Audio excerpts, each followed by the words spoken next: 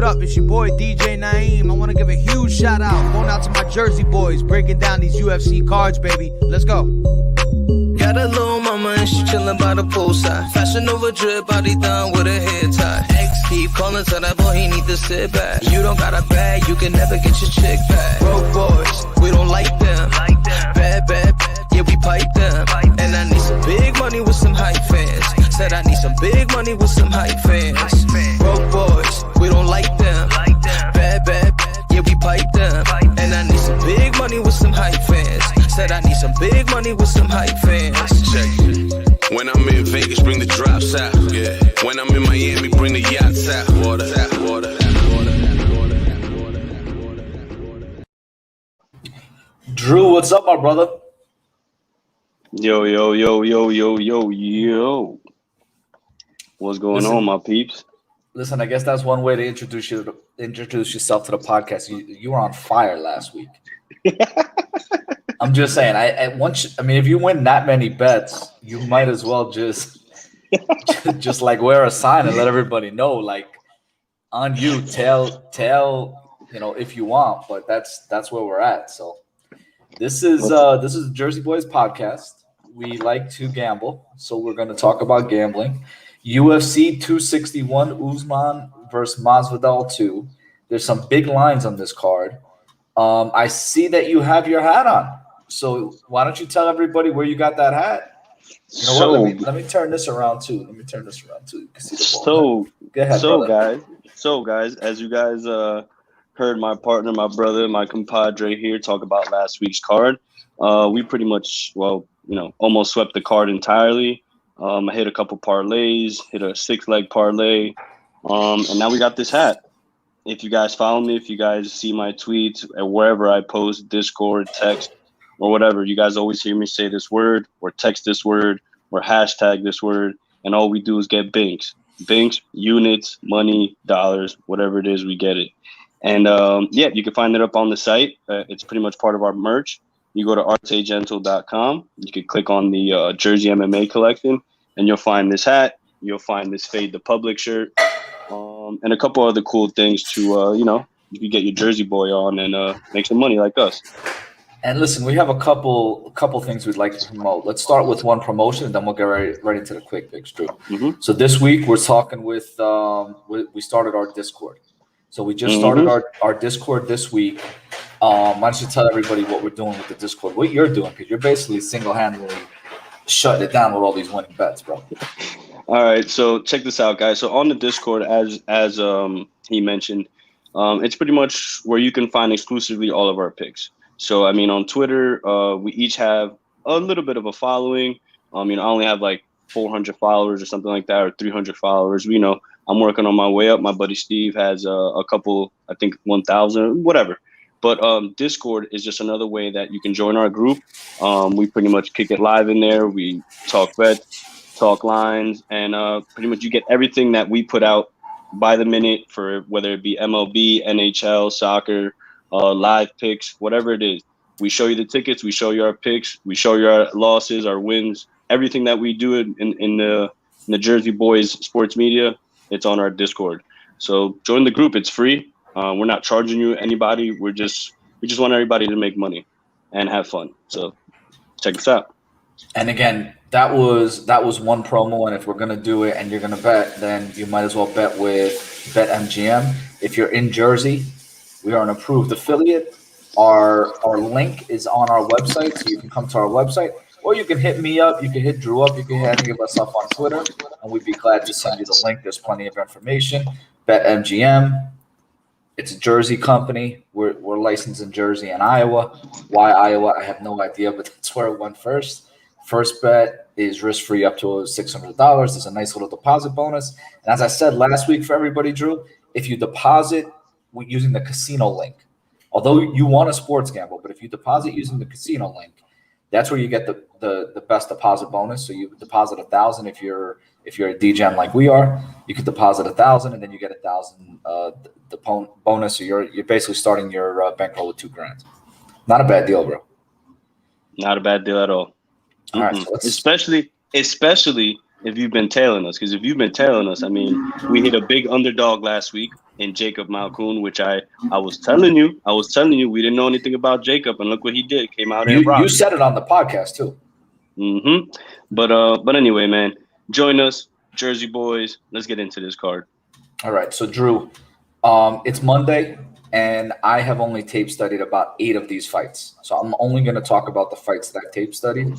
I'm not going to give quick picks for the ones that I didn't. So we're going to start the card with 5 fights that I have not looked at yet. So I'm going to get your take on them, and I'll add my quick picks later in the week, as I do tape study. So first fight, Ariane Carnelossi and Na Yang. For me personally, I'm gonna go with Ariane Carnelossi. I haven't really seen a lot of tape. I saw a little bit of her fighting, and Na Liang. I mean, she's another up and coming fighter. I mean, that pretty much has been here in the UFC, pretty much making a wave for the Chinese fighters. Pretty much. I mean, on this card we have 3 fights just to start off with Chinese fighters back to back to back. So that just shows you pretty much the wave that's coming into the UFC. And she's no slouch. I'm not going to get, not going to take anything away from her. But I just feel Ariane gets it done. And that's a quick pick. So I'm not going to say anything else. Yeah, that's probably also why I'm a little intimidated to say the first 3 names, because these Chinese names I'm not very good at. So the next one here is Jeff Molina and Quailing Aori. On Anik and Florian podcast, they have a pronunciation. I want to see how they say Quailing Aori. I have a feeling that may be the name. I don't think they put out their podcast this week though, but what do you think here, Drew? Well, here's another interesting fight. I mean, Jeff Molina, good fighter. Quailing Aori, good fighter. But just like I said, it's up against another Chinese fighter making a wave out here in the UFC, trying to make a name. And then on top of that, having their champion fight on the card. I see a lot of these Chinese fighters coming into this fight very motivated and very strong. And Quailing Aori, if you look at the records, comparing him to Jeff Molina, he seems like the more experienced fighter. And I'm excited to see him. I think this is his debut in the UFC, so this should be good. He's 18-6, so that's where I'm going to go. Quailing Aori. All right, I'm going to put Drew's name there. Rodrigo Vargas and Zhu Rong. This is the one place where I kind of felt like Rodrigo might sort of have an edge. I guess you could say that. But again, Zhu Rong, or Rong Zhu, 17-3. I'm personally just going to keep riding that Chinese wave, and just take it all the way to the cashier. So I'm going Rong Zhu. I can't say I've laid any bets per se on these quick picks, but if I do, out of the 3 I've just named, I'd probably go with Rong Zhu. So that's just to give you an idea. And he probably will bet on everything, because if you're in the Discord chat, I mean, the bets he fires in are nuts, and then he hits them. Dana Baccarel and Kevin Natividad. I'm just going to go with Kevin Natividad. I'm not going to give much explanation. From seeing their tape study, I just feel like he's the sharper fighter and the one that'll get it done. Well, Drew, these are quick picks, bro, so you don't have to say anything. You just give that pick if you want. Tristan Connolly and Pat Sabatini. Pat Sabatini. I'll mark you down for that one. Brendan Allen and Carl Roberson. So here's the first one. I'll give a quick pick, but I know who you're picking. Go ahead, brother. Roberson. So I'm going Brendan Allen. I have no problem betting him here. And of course you're going to go Brendan Allen. But listen, I'm going to take it a step further. I think that this has everything to do with how you interpreted that Kyle Dawkins fight, because that's where he saw some adversity. Again, he subbed Kevin Holland. He was able to beat Tom Breeze. But that Kyle Dawkins fight is where he saw some adversity. And if Kyle Dawkins came out and fought, 2 weeks ago when he had his fight canceled? Mm-hmm. I had a bet on him then. If he would have came out and fought and won, there's no way that this line would be where it is. I think that Brendan Allen would be a much bigger favorite. Well, I mean, what is the line at right now? I mean, to be completely honest, I would expect Brendan Allen to be the favorite here, simply the fact that Carl Roberson, if you're not staying on the feet, you know what I'm saying, and you take him down to the ground, he has a real hard time. I mean, we've seen it in all of his fights. But Carl Roberson, he's one of those fighters that, you're kind of like waiting for him to break through. And this is my dog, man. Like, I support him in everything that he does. Jersey born, Jersey bred, Jersey guy. So I'm kind of a little bit biased on this pick here, to be completely honest with you. But I just feel like I'm waiting for Carl to break through. I'm waiting for Carl to get over that hump and just show us exactly the complete fighter that he is. I mean, this dude is an experienced fighter. He was a kickboxer at another well-known organization before they, before they disappeared or whatever it was. But this dude's a fighter. He's not no slouch. He's not somebody who's just a Jersey guy, random. Carl Roberson, I just feel like he needs to break through, maybe get some things together in that ground game, and we will see a complete fighter. I mean, Brendan Allen's no short task, but if Carl can get this done, man, I really see it being really, really good for his career, and that's why I'm going with. Well, and again, you know what? He beats Ryan Spahn and Darren Stewart to start his career. Those are two good wins. My point exactly. Fast forward to 3-4 years later, great wins.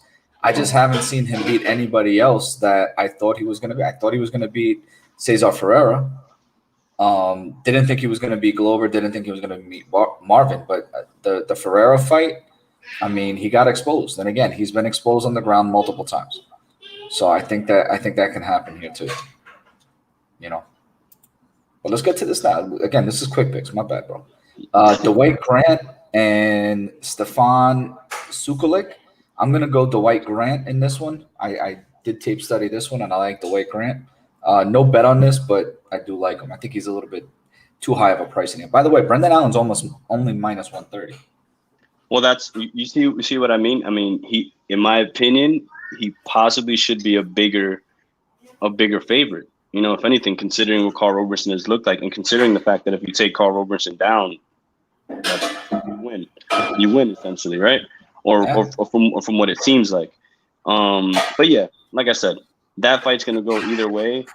Carl can definitely get it done if he catches you. I mean, because even against Glover, he rocked Glover before he got taken down. So it's not like he's you know what I'm saying? It's not like he's a slouch at all. So yeah, it should be fun, and I'm definitely pulling for the Jersey guy here. But anyway, Dwight Grant versus Stefan Sekulic. I'm probably gonna go Dwight Grant too. Okay, I'm going. Yeah, I'm sorry. No, yeah, but again, for this one, I might try to find an angle on where to bet for this Dwight Grant Stefan Sekulic, because I do want to bet on it, but Dwight Grant's it's too juiced at the moment, so I don't even want to do that. Yeah, I think it's too juiced too. I agree with you there. Randy Brown, and I will have a bet on Randy Brown.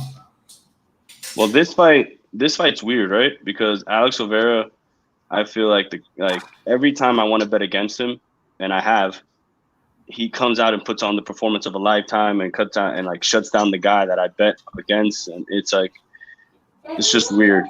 But who knows, man?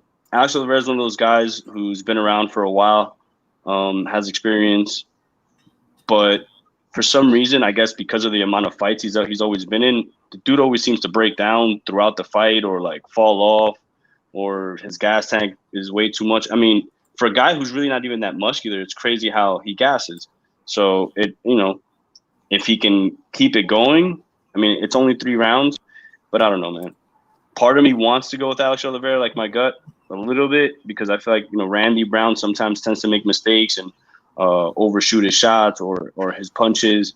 But who knows? If Randy Brown comes out and looks sharp like he has in the past and doesn't really doesn't play, I mean, here's the good thing. Alex Oliveira, although he is Brazilian and Brazilians are known for jiu-jitsu, he's not one of those grappling heavy type Brazilians. You know what I'm saying? He actually wants to come out here and try to bang with you more than anything. So if Randy Brown can just stay within distance, because I think he has him in the reach here in this fight, stay within distance, keep him away with his leg kicks and his teep kicks, he should be okay. So I'm gonna go Randy Brown in this one. So Drew, this is what I'm gonna do, bro. Before we go any further, I think we need to rename that first segment. We usually call it quick picks, but I'm gonna rename it not so quick picks, because once you start talking about these fights, man, I mean, obviously you watch tape, obviously you're into these fights, you're gonna gamble on these fights, you're trying to put your parlays together, but I can't get you to just give a quick pick anymore, bro. I'm sorry, man. I mean, particularly this fight, you know what I'm saying? Like Randy Brown, he's one of those guys where I feel like he should be a star already, or mentioned, or more known. But it's been one of those fights where it's been a couple fights that he let up that he shouldn't have let up, and it's why I feel like he's in the position of now. So he wins this fight, breaks through, and we keep it moving. Well, but let's keep it real with Randy Brown, right? Bilal Muhammad, all right, he could lose that fight, right? That's a good fight. I was actually at that fight. That was UFC 208, the home to Randy fight. That was over in Brooklyn. Nico Price, he was beating Nico Price, and then Nico Price hammer fist from the bottom, a la Kevin Holland, right? He did the same thing to Jacare. Winds up, winning that fight. Nico Price did, and then Vicente Luque. I mean, don't get me wrong. Vicente Luque is a stud. You know what I mean? So I don't think there's anything to take away from Randy Brown. I think he had one bad loss, but for the most part, he lost to guys that are, fighting top 10 guys. And Randy Brown is right there. I mean, he did go to decision with, and I think it was a split decision with Bilal Muhammad. I think he won one round there. But we're into the main card here, and this is where we're going to get into a little bit of a deeper breakdown. Again, I put Jersey Boys YouTube. Please follow us, subscribe, like, and turn on notifications. Drew, I'm going to introduce this first fight, but I really want to get your take on the first fight. Just because I feel like the ground game is going to come into this, so I kind of want to hear you talk about that in this fight. So again, this first fight, just to give you some stats, it's Anthony Smith, 34-16. Again, he's been around, fought multiple weight classes, been around forever. Jimmy Crute is 12-1. Anthony Smith is 6'4", so he's going to have a 2-inch height advantage, and he's going to have a 2-inch reach advantage. And again, to think Anthony Smith used to fight down at 185, he's at light heavyweight now, 205. Jimmy Crute holds the number advantages in terms of strikes landed per minute. I think that's important here. He also, Anthony Smith, gets hit a decent amount. So his striking defense isn't the best.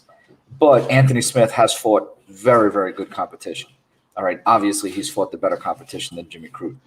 Takedowns, I think that's where I want Drew to really talk about this, because I think on the feet it's going to be somewhat close. I think Anthony Smith is going to be fine. In terms of the takedowns, Jimmy Crute averages 4.33 takedowns for 15 minutes. His takedown accuracy is 75%. So I'm pretty sure he's going to get Anthony Smith down. He averages 2.4 submissions per 15 minutes. Again, all these stats are available on UFC Stats. And Anthony Smith, now you go to the videotape, and Anthony Smith is very comfortable on his back.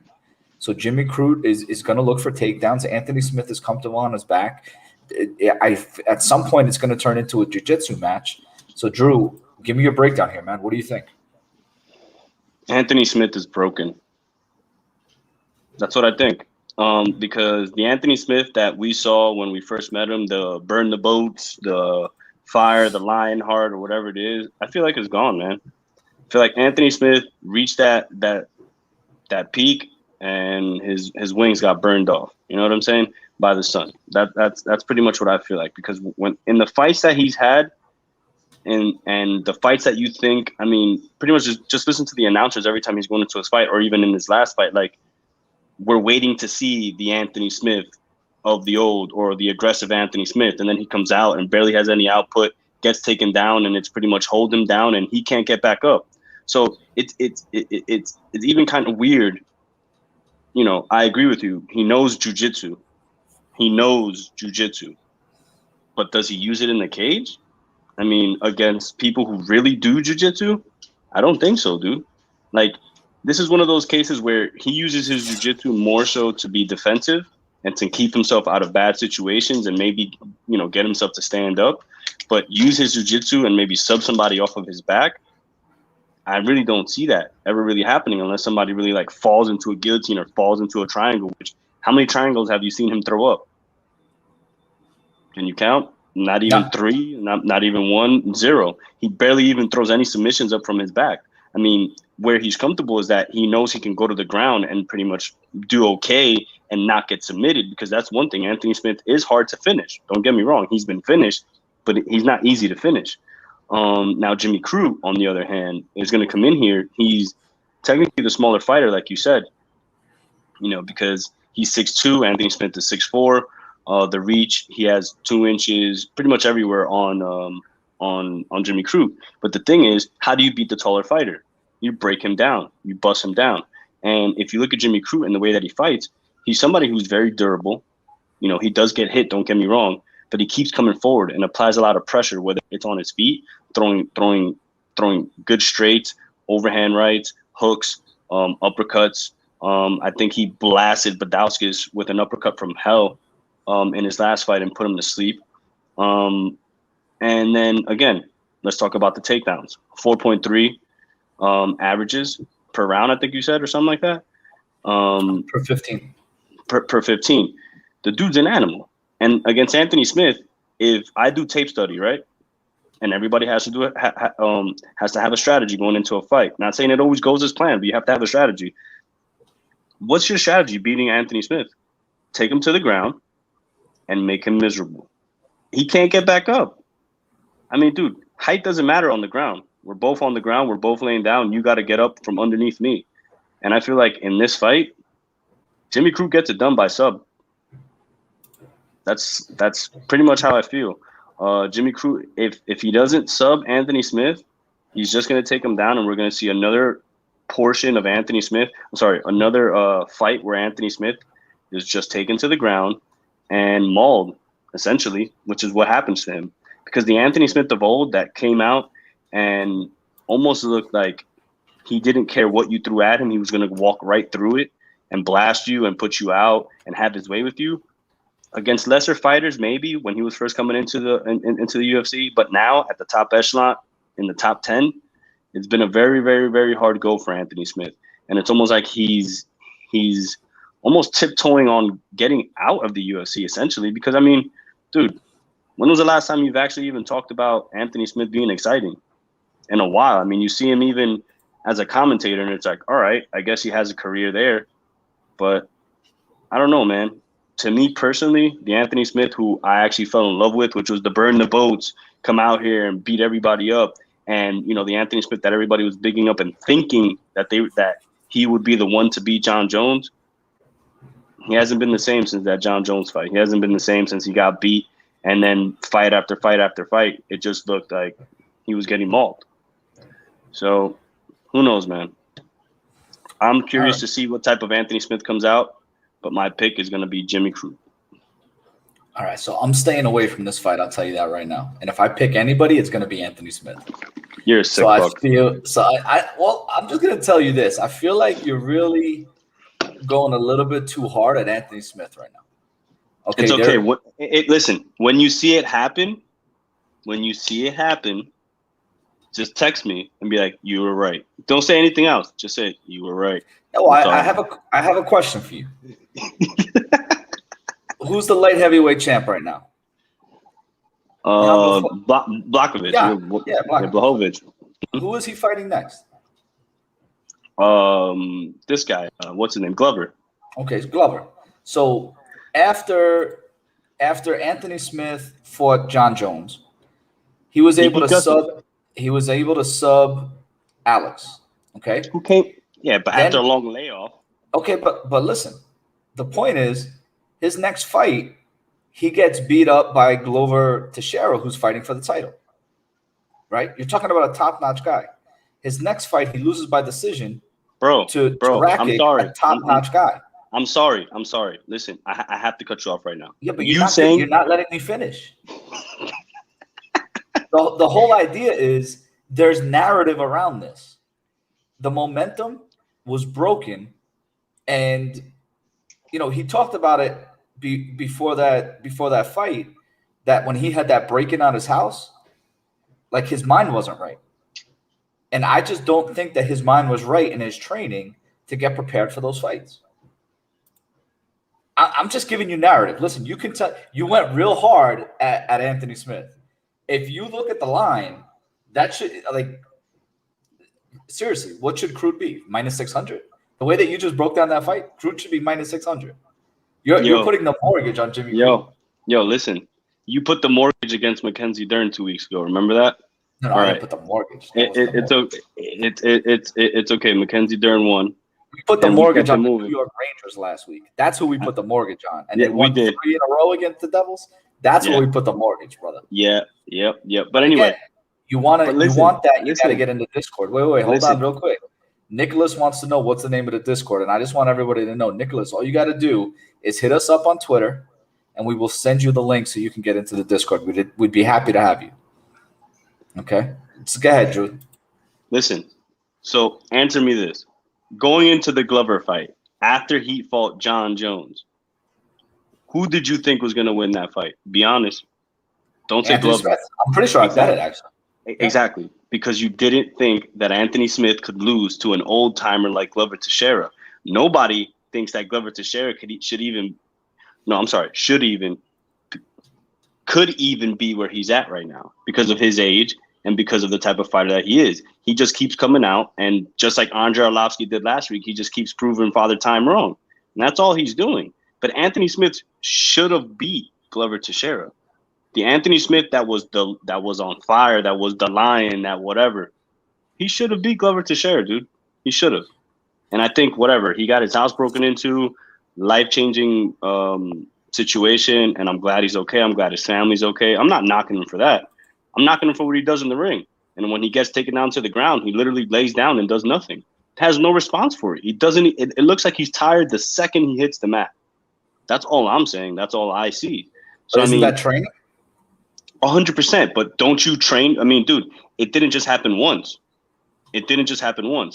He got out-grappled by Alexander Rakic, which Rakic is a good grappler, don't get me wrong. But do we really consider Rakic almost a better grappler than Jimmy Crute here? I don't, personally. I think Drew, listen, I'm not talking about any of that. Maybe I'm throwing out the last 2 fights.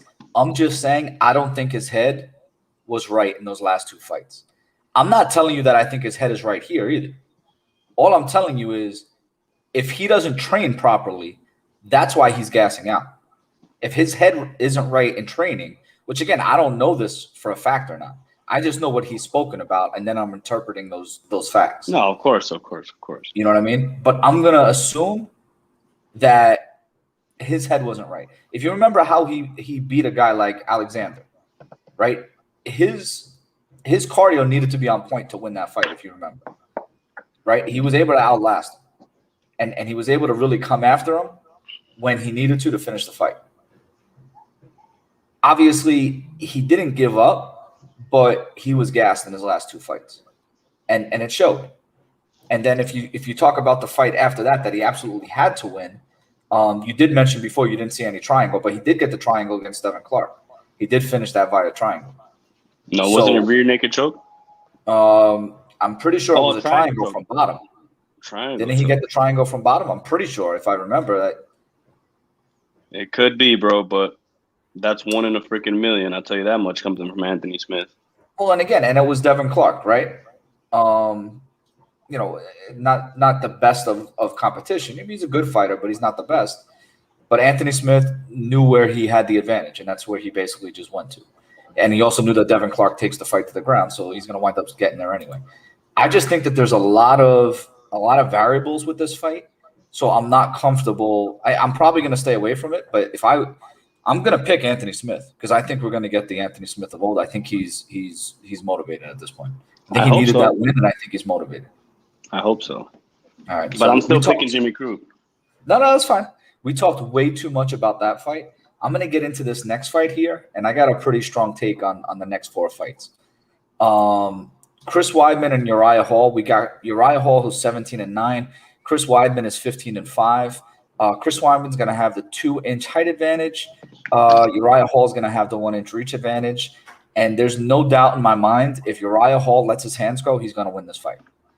I know Chris Weidman is dangerous with his takedowns. I just see more athleticism and a better Uriah Hall at this point. I think the move to Fortis MMA was huge for him. And, you know, if you remember, there was a fight, one of his last fights was during COVID, and he basically just lived in the gym so he can get ready for his fight. I think Coach Sayud is going to have him ready. And again, if Uriah Hall comes out and allows Chris Weidman to get his hands on him without getting strikes off, shame on him, shame on the game plan. I don't think he's going to let that happen. I think he's going to let his hands go, and I think he knows that he's faster than Chris Weidman. So, again, I think he's going to beat him to the punch, use that jab to keep him away, maybe some knees up the middle, and I see Uriah Hall finishing Chris Weidman here. Weidman, they're calling him Carolina Chris at this point, right? Because he basically moved close by Stephen Thompson every week on Anik and Florian. They have Coach on there, and Coach was talking about going down to South Carolina and working out with Chris. So that's what I see. I think you may see, kind of the best of Chris Weidman right now in this age. But, the issue with Chris is you go back and you look at the last few fights, he was exhausted. Against Omari, he was exhausted. And, he just didn't have – even against Gastelum, I know he got the late finish, but he was exhausted in that fight. And then he was just outclassed by Dominic Reyes with the speed. I just think that Chris is getting up there in age. He's taken a lot of shots. He's 36 years old. I don't know. I don't know what – I know he's somewhat related to Stephen Thompson, and they're training a little bit together, but I just see Uriah Hall being faster to the punch here and finishing him. So I'm going to go – let's actually – you know what, Drew, I'm going to send it to you, and I'm going to get the odds up there because I haven't even thrown in the odds up there yet. But, Drew, what do you think about this one? Chris Weidman sticks to the game plan, wrestles, and gets the dub. Amen. Oh, wow. Just like that. Bro, you Just talk like forever. You talk forever. Just on like that. Just like that, because honestly, you spoke everything about Uriah Hall that I wanted to say and that I wanted to mention, but I still think, because think about this. These are two guys who are very old in fight, in the fight game and in the fighting years. And Uriah Hall is trying to make a comeback. He just has a win over Anderson Silva where he blanked Anderson Silva and cried all over him and thanked him, whatever. We get it. But both these guys are old fighters. Both these guys are fighters who I feel like whoever loses here, I don't think Uriah Hall would ever retire just yet because I feel like he still has a run. He feels that he still has a run in him. But Chris Weidman, dude, I just feel like he just wants to get a couple wins together and go out, not looking like the loser he's been looking like recently. And I feel like that's why he comes into this fight and sticks to the game plan, which is his wrestling. I mean, I know he thinks he can kick like his cousin Stephen Thompson, but I don't think he's going to do that here against Uriah Hall. And I don't think he really wants to stand and bang against Uriah Hall. I don't think anybody wants to stand and bang against Uriah Hall, to be completely honest with you. And I don't think Chris, if he really wants to win in any world, is he going to stand and bang. He's going to take Uriah Hall up against the fence, try to make this a wrestling match, try to make this a grind-out win however he can, because he has to stay close. He has to keep the distance pretty much close. So, so Uriah Hall doesn't hit you with that spinning heel kick and blank you out and make you a highlight reel. So for that very reason, I feel like Uriah Hall isn't able to keep the distance. He gets a lot of pressure put on him by Chris Weidman, and Chris Weidman wins. All right, so I think I'm going to bet Uriah Hall minus 105, 1 unit. And then I think I'm going Uriah Hall wins by KO, TKO, maybe a quarter unit or a half unit. I haven't decided. I haven't made any bets yet, but that's what I'm looking at. Chris Weidman by decision. Okay. All right, that's his call. Calling his shot here. Drew, you want the next one? You want Valentina? Valentina, the Bullet Shevchenko against Jessica Andrade. Let me set it up for you, and then you can get into your breakdown. Let me set it up for you, though. So you got Valentina. Valentina's 20-3, right? Jessica is 21-8. Valentina is going to have a 4-inch height advantage and a 4-inch reach advantage. She's southpaw. Jessica is orthodox. Now, when we move to strikes per minute, Jessica Andrade is averaging 6.38 strikes per minute. Okay. And also getting hit 5.26 strikes per minute. Now, personally, I think that the numbers on Valentina are very low strikes per minute, but I think that may have something to do with some of the finishes and how she gets her finishes. In terms of takedowns, you have Jessica Andrade averages 3 takedowns a fight, and Valentina averages 2.2 takedowns a fight. I don't think the numbers do this matchup any justice, to be honest with you. I think that the tape study is where you need to find those slight advantages, if there are any advantages for Andrade. So, Drew, what do you think here, brother? Advantages for Andrade. She might be a little bit more aggressive. That might be an advantage in some respects, but I don't think she has a lot of advantages here, man. The main reason why I think Valentina's striking isn't as high as Jessica Andrade is because if you look at the way Andrade comes out when she fights, and you know, in a lot of her fights, she's like every other muscular fighter. They come out, they throw a bunch of hooks, wild punches, and they swing in flurries and they swing in bunches. And, you know, a lot of times they come out with knockouts. And in her case, she likes to pick you up and slam you on your neck. So that's cool too. But I don't think she's going to do that to Valentina. I mean, she's going to try to get Valentina up against the fence, but she's fighting somebody who's bigger than her. And in many respects, although Valentina doesn't show the muscular stature pretty much that Jessica has, Valentina's no slouch, and Valentina is very strong. Valentina, don't forget this, has a very good clinch game, fights out of Tiger Muay Thai. Her Muay Thai is legit. Her karate is legit. Her stand-up is top-notch. And she doesn't even need to use that many strikes to put you out. She's very, very, very precise. And in this fight, Jessica, I don't think she's going to be throwing a lot of looping punches. Don't get me wrong. She will, because that's what she does. She doesn't throw a lot of jabs. It's a lot of hooks. It's a lot of overhand rights, overhand lefts. That left hook is pretty good. But aside from that, if she can't touch you, which she's 5'1", going up against a fighter who's 5'5", 5'6", so she's gonna really have to get in there against a striker who's very good at keeping you away, with her kicks, with her punches, with her elbows, with everything that she does. Essentially, she's perfect, dude.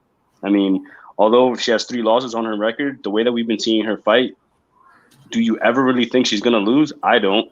I literally don't think she's ever gonna lose. It's like one of those fighters where if you see her lose, it's like, damn, what did she do wrong? Or maybe she gets caught, or, you know, caught slipping or something like that, which Jessica can do. I mean, she slammed Doug Rose on her neck, and we all didn't think Doug Rose was going to lose to her. So anything can happen here, especially when you have a fighter who's as aggressive as Jessica. But Valentina, I don't know, man, always seems a way to get it done, always finds her game plan and always executes, and I think she's going to do the same here. Yeah, maybe win by KO, TKO, but I don't think that'll happen just because Jessica's going to have to try to keep it very, very close, just the way Chris is going to have to keep it very, very close to not get hit by those kicks or those strikes. So we either see a masterclass or a very, very dirty boxing type fight where Valentina is going to get challenged and then Jessica gets tired and gets picked apart but loses on points. Yeah, again, I don't disagree with what you're saying. I think that the important aspect of that is I think Andrade has a puncher's chance to win the fight, and that's basically her chance to win the fight. I don't think there's much other possibility for her to win rounds or win enough rounds, win 3 rounds in a 5-round fight. I just don't see that happening. She may, again, what is she gonna do? What's her path, right? That's kind of how I started here. I threw it to you. I was like, what's her path to victory? Where does she have any advantages? Maybe with a power punch, but she's got to hit that power punch. You know what I mean? And I think the thing that Valentina can do here is stay at range, use her kicks to stay at range. Those Stephen Thompson like slide kicks to keep you at range, attack that lead leg. I think that she could just take away that lead leg of Andrade, and I think she can use her jab to perfection to kind of just win this fight. So again, I'm gonna throw the odds up there, Drew. And then we can discuss. But I have no problem laying the points on Valentina in this case. So I'm gonna go Valentina in a parlay, and it's really just a matter of how I want to match up my parlays. Valentina with maybe a guy like Randy Brown to try to get plus 100. If you put those two together, you can basically get plus 100 on BetMGM, which is our affiliate right now. What do you think about that one? No, that's actually pretty good. What I was going to think, because this fight, although I did say that it could end in a finish, I don't think it's going to happen right away if it does. So because of that, if we do get a finish, maybe it'll be later rounds, like 4-5, 3-4-5 in those rounds per se. Only because, like I said, Jessica could tire out by then, and that's something that I feel that could happen. Only because of her muscular stature. I mean, don't get me wrong. She's been in a lot of 5-round fights. She's been a champion before, so she knows what that's like. But here, I don't know, man. I don't think she's going to fare well against the Bullet. And my bet, honestly, aside from the Valentina, because remember, Valentina is the favorite minus 390, but we've seen crazier things happen. So I'm going to go with just the over 1.5 rounds and parlay that with possibly either Randy Brown or my boy Jimmy Crute, because that's how strongly I feel about Jimmy Crute. Wow. Okay. Well, if you're gonna go Jimmy Crute, then you can do Jimmy Crute right now with Valentina and get the plus 100. Yeah, but like I said, I just want to go over the 1.5 rounds just in case Jessica slams her on her neck and whatever, Valentina loses. Remember, every good streak ends terribly. So it's, we never know. Unless you're Khabib. We go into this next fight, and in this next fight, we got Weili Zhang and we got Rose Namajunas. Namajunas. I'm sorry, bro. I told you I mess up these names all the time. So Thug Rose, I love Thug Rose, but Thug Rose is 10-4. Weili Zhang is 21-1. Rose is going to have 1-inch height advantage, 2-inch reach advantage, and Zhang's strikes landed per minute has 6.38 strikes landed per minute. She's a beast. She's very strong. She'll look for the takedown, and I personally think that Zhang is going to knock Rose out. I think that she's very cerebral in her approach to the fight. And I think that she knew, if you go back to the fight that Weili Zhang, and I watched it last night, right? I texted you while I was watching that fight. If you want to watch a great fight, one of the all-time great fights, the Joanna fight with Weili Zhang is one of the all-time great fights the UFC has ever seen, in my opinion. Joanna threw her combinations. She threw her 2, 3, 4 punch combinations with the kicks. Weili Zhang gave her everything that she could.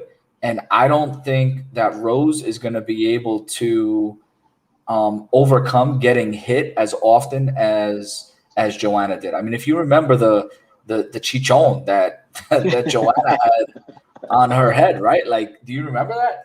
That was ridiculous. Yeah. Like she looked like an alien when she was done with her. I just don't think that Rose is going to be able to stand there for 5 rounds. And again, like, I get it. Rose has very good footwork and she can get in and out of the pocket. I think what Weili Zhang is going to do is attack those legs early, kick those legs, and try to prevent her from being able to move the way that Rose normally moves. The one thing I will say about this, and again, I watched it on the UFC Countdown show, is Trevor Whitman is training Rose and Usman right now. I think that's big. I think that's big that you have someone, again, that's a tremendous coach. I mean, he's basically the UFC's coach, right? Trevor Whitman's the guy who comes in and gives the breakdowns on the analysts as their fight striking coach. I don't know, man.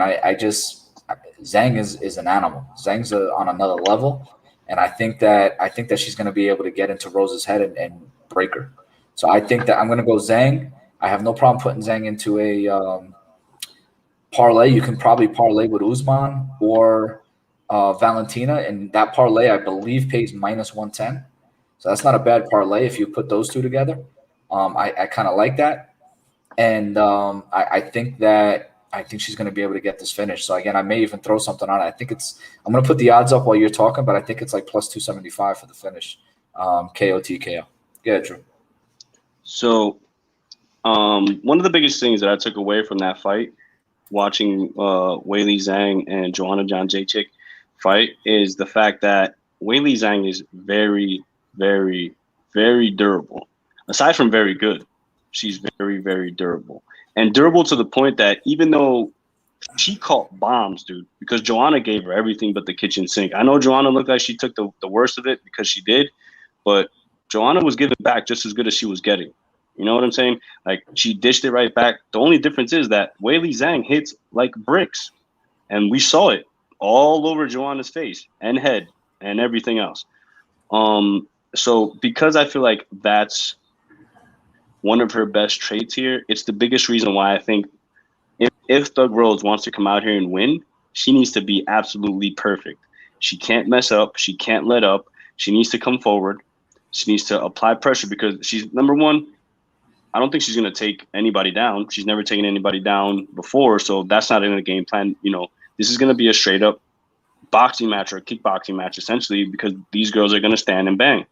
Weili Zhang, in this aspect, is what Jessica Andrade, I think, wishes she could be, because Weili Zhang is very muscular, but her hands and her MMA game and everything that she does is so well put together that it's almost machine-like, dude. I mean, you see her talk on the countdown, and she says, she's like, all I do is eat, sleep, train, eat, sleep, train, eat, sleep, train. I mean, and that's all she does, dude. And it shows in her physique. It shows in her performances. It shows in everything that she's done. And there's a very, very good reason why I feel like the fight to be the fight to make in the future is going to be Weili Zhang versus Valentina. That'll be the super fight, because who's going to beat any of them? I honestly don't think. If Valentina can put Jessica away and Weili Zhang can put away Rose, who's left? Who's left for them to fight? I mean, she wiped out the division. Exactly. So, I mean, they beat everybody. So that's, I don't think Rose is a joke. I love Rose, but oh yes, I just cashed. Sorry. But anyway, Rose. I mean, dude, I'm a fan of Rose. I love Thug Rose. But you're going up against Weili Zhang, man, and I don't think it's going to be a good night. I think she might not leave with a chichong this time, like Joanna did, but she might leave beat up and bloodied and bruised. One thing I do differ from you, though, I don't think she gets finished. One thing about Thug Rose, she's tough as hell. I mean, I know she's been knocked on her head and slammed on her head or whatever the case may be, but I don't think she gets finished. This fight might be another one of those barn burners like Joanna's fight was with Weili. But in the end, Zhang gets it done. And that 21-1 record. First of all, who the hell beat Weili Zhang? It was like her first fight. Oh, Somebody yeah. like local seemed like her first fight, and then she won 20 or 21 in a row.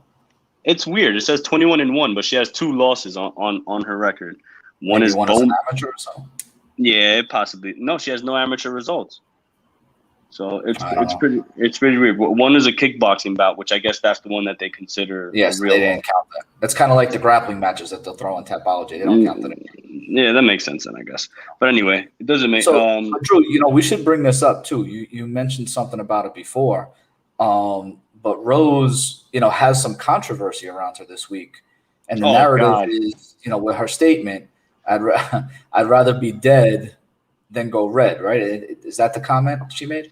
Yeah, she said, I'd rather be dead than be red, or some weird shit like that. I mean, honestly, I don't know why she did it. Maybe she thought she'd hype some people up, but I think it's fucking stupid. You're fighting in an arena full of people. There's enough people already hyped up. You don't need to hype it up anymore.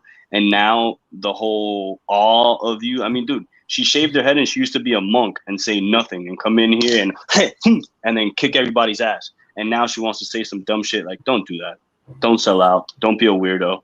Just go in there, be Thug Rose, try to have a good fight, try to beat Weili Zhang where my money is. Yeah, dude. I don't know. Well, and again, what reminded me that is I kind of got the Ivan Drago vibe when you said that all Weili Zhang does is train, eat, sleep, train, eat, sleep, train. Like I got the Drago vibe. And that's what it reminded me of Thug Rose's comment this week. So again, just narrative, just throwing out some narratives. And I mean, dude, listen, honestly, down narrative street, since we're down there, think about what Joanna was doing to Weili Zhang before her fight. Joanna was in her face. I'm going to kill you. I'm going to hurt you. I am the best. You cannot beat me. And doing all this crazy talk and almost like McGregor-like, and it was vicious. And Weili Zhang just smiled at her and was like, yep, yep, and then came out and beat the bricks off her. So I don't know if Rose is going to pay for that, but I know Joanna definitely paid for her trash talk. So we'll see. Well, again, I think now we got to go with a double read here, and then we got to get to there's some comments. We got a couple people watching. We got some comments, so I'm going to put them up there. But the first thing, Drew, is Bookit Sports, social media and sports betting. UFC is not on there just yet, but Drew, we do routinely put up some of the Major League Baseball bets we put in there, NBA bets, NHL bets. I got a bunch of NHL bets going tonight, so you can get on the Bookit Sports app and take care of your business there. And then again, if you're in Jersey, we are an approved affiliate for BetMGM. So we got a bunch of people in the chat commenting right now. I'm going to get to your comments right now before we get to this main event. But by all means, stop by the website, hit that link, and you are on your way. So again, I think there's a couple things. Face was rearranged. That's definitely in reference to Joanna in that fight. All right. I like this. And Brett, I looked at that before and I thought I was being a little bit too greedy.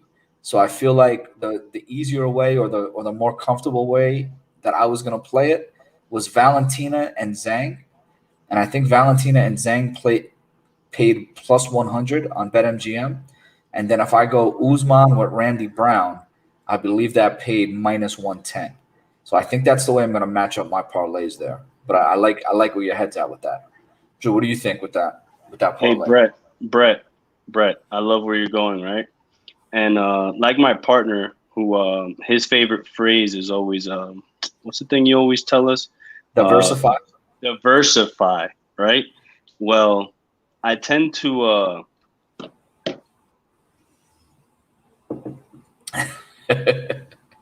so Brett, I'm not fading you. What I'm going to do, actually, is I'm going to put together a parlay right now live on air with your picks.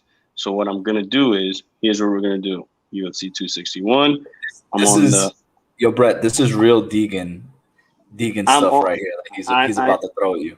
I'm on the app right now. Go ahead, do it. Show him how you normally do it, bro. Okay, so essentially, this is how we break it down. All right, so I'm going, because he doesn't want to believe me, I'm going to go Jimmy Crute.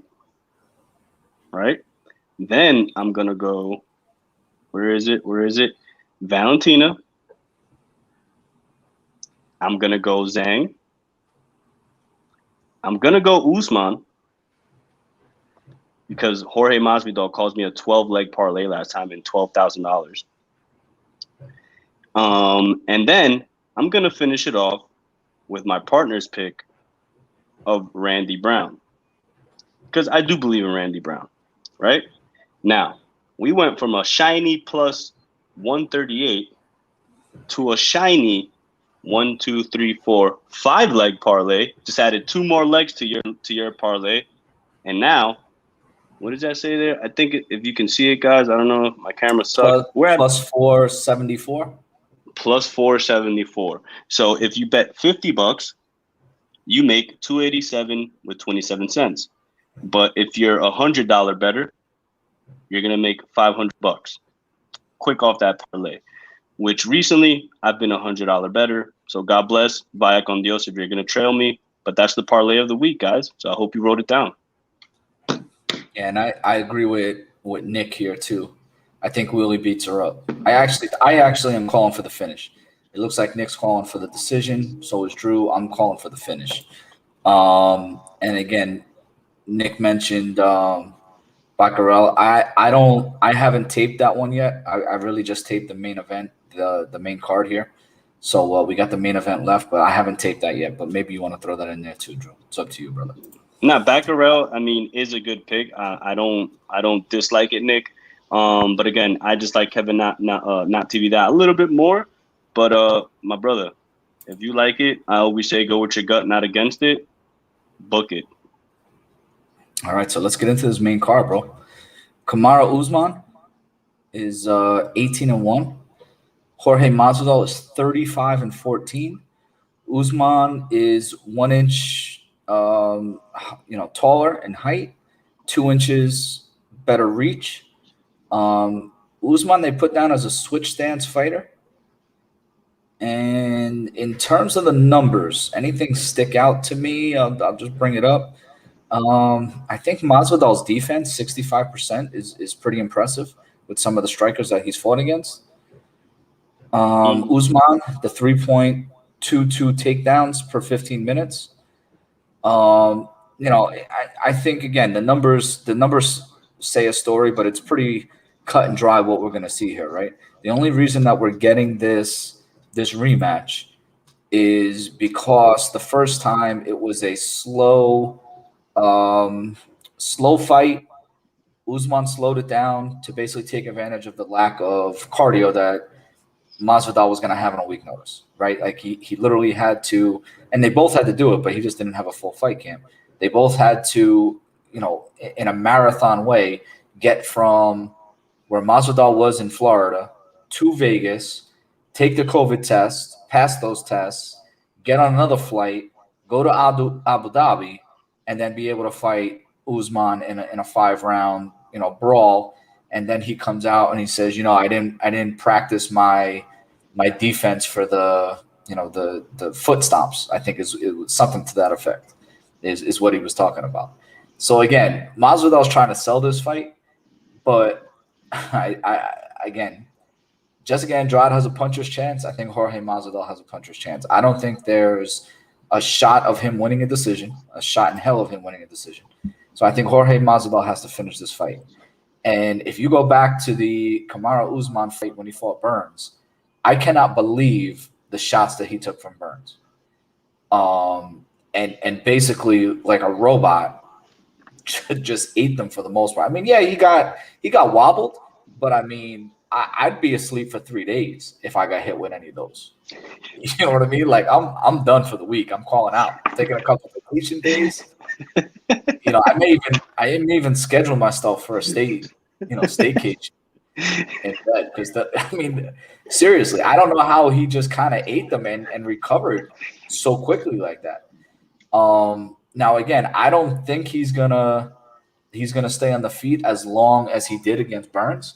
I think that he would be better served pushing Masvidal up against the cage, trying to get an early takedown, drain that gas tank a little bit more like Khabib does, right? Rather than striking for a round or two and giving Masvidal opportunities, because that's really all Masvidal needs, right? He needs an opportunity, and he can win the fight. But you can take away that opportunity by just putting him on his back.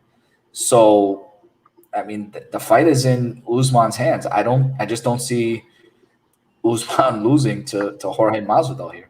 I think it's a great payday, and that's why he took the fight. But other than that, that's about it. Drew, what do you think, brother? I think Jorge has been chasing paydays for a very, very, very, very, very long time. His first big payday came with the BMF belt, got paid a couple million, broke that $1 million mark as a fighter, and he changed his life for the better and for his family, which is what he's always boasting and what he's always talking about. Well, and again, keep in mind, he did have the viral knockout of Ben Askren.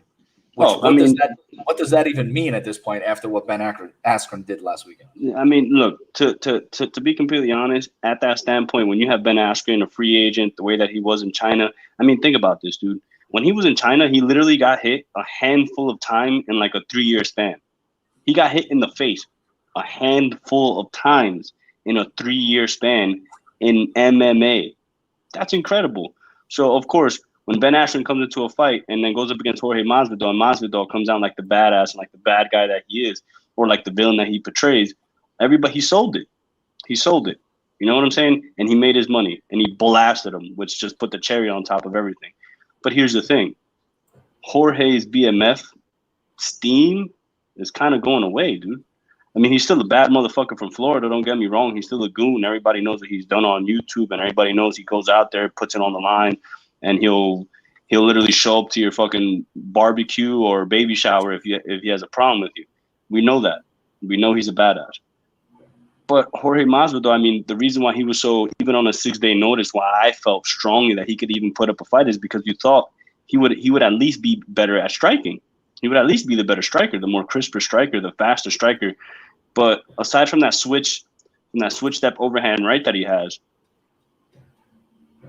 what else is he going to do? You know what I'm saying? Like, Jorge Masvidal is a fighter where we know exactly what he is. He's a complete fighter.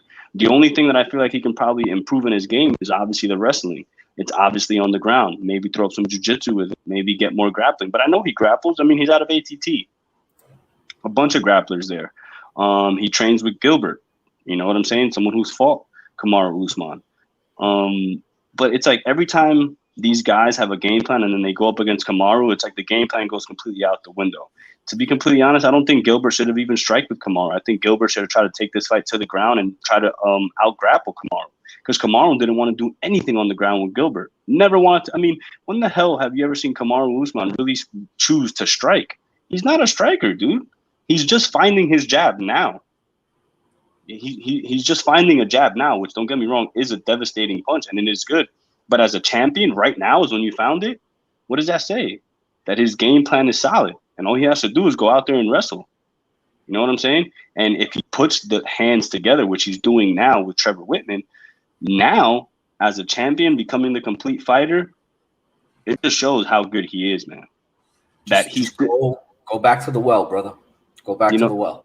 You know what I'm saying? I mean, the last time I was kind of let down, to be completely honest with you, only because Jorge Masvidal crushed one of my parlays that would have made me very nice coin. But I still made money on Kamaru because I'm not stupid. And we all know that Kamaru at the end of the day was going to be the winner just because of the style of fight. I mean, dude, a 6-day notice in Abu Dhabi. He ran a marathon pretty much the way that you said. I don't think he even felt good going into that fight, dude, completely honest. He just got paid and walked off into Abu Dhabi and bought some Gucci. Because that's all he's going to do with that paycheck, bro. And same thing's going to happen here. He's on a big card, sold out in literally seconds, I feel like, or minutes, or whatever Dana White said. And he's in Florida. There's no better place to be in Florida with a full packed house. That's right. We didn't even mention that. This is in Jacksonville, right? Bro, that's what I'm saying. He's in his backyard, man. The goon of if he wins, bro, he's gonna be Elvis. Like it's gonna be crazy. It's ironic, bro. You just said he's in his backyard and he started with backyard brawls, bro. Crazy as hell. And here he is, but he's not gonna win this brawl because Kamaru Usman, I don't know what the hell he does with those stomps, bro. But if he just sticks to the game plan and doesn't try to strike with Jorge, because listen, I know I just talk shit on Jorge or whatever I just said, but the man is a bad motherfucker. Well, and I wanted to bring this up because Nick mentioned this, and I think he's right here. If he wants to stay relevant, he needs to finish Usman. Well, absolutely, Nick, and I couldn't agree with you more because just like my partner said, there's no fucking way he wins this on decision. There's no way. Because guess what he has to do to win this on decision? He has to take Kamaru Usman down to the ground. Because Kamaru Usman, or better said, defend Kamaru Usman's takedown attempts.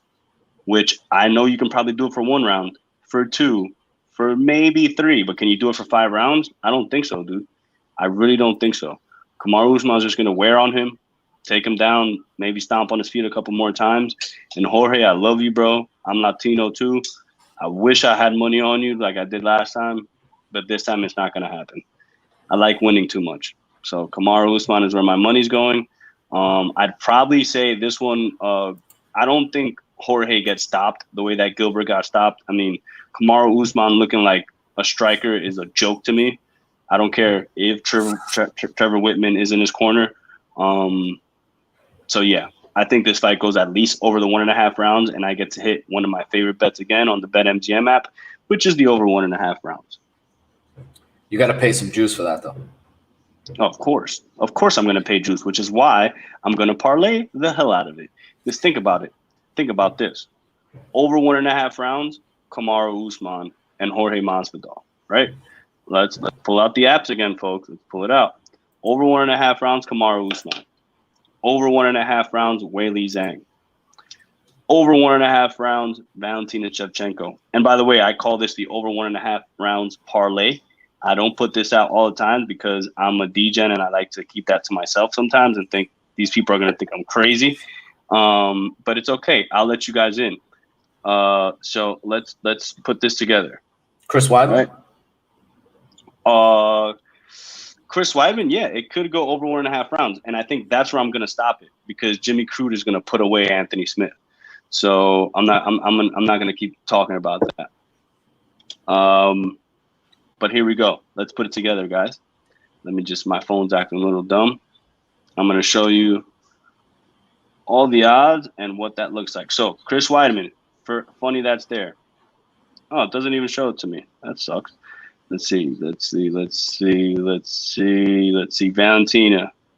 Oh, well, they don't have it out just yet. But if you can pull it up, the odds, they're probably all going to be juiced to the gills. But that's fine because we put those 5 together. We should get into the plus money a little bit. And we should make some money, man. Last week I hit a 7-legger like that with a couple fights going over the 1.5 mark. And including a big one, which I didn't tell anybody. The last fight of the night, it was minus 375. As my boy Steve told you, I was on a bit of a heater, and I was trying to have a heat check, and I dumped it on the over 1.5 rounds in the main event. Whew, cost me a little sweat, but we cashed, boys. So let's keep it growing. So again, I think the most important thing that you just said is all those picks will be available in the Discord. So what you need to do, and I changed up our bottom line there. But if you look at the stroll, follow us on Twitter. That's my Twitter, Jersey Boys MMA.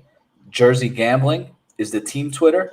You got Jittero. What is it? Jittero? Jiu-Jitero? Jiu-Jitero. I know you say it with that little accent.